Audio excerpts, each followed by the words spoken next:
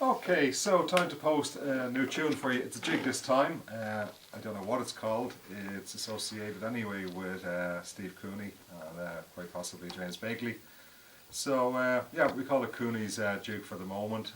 Beautiful jig. If there's anybody out there who actually knows what it's called, maybe you can send me a quick comment on YouTube comments and let me know. So let's see how we get on with this then. I'm going to play it slowly, then afterwards post up an extra one with it played slowly for any learners of the C sharp D.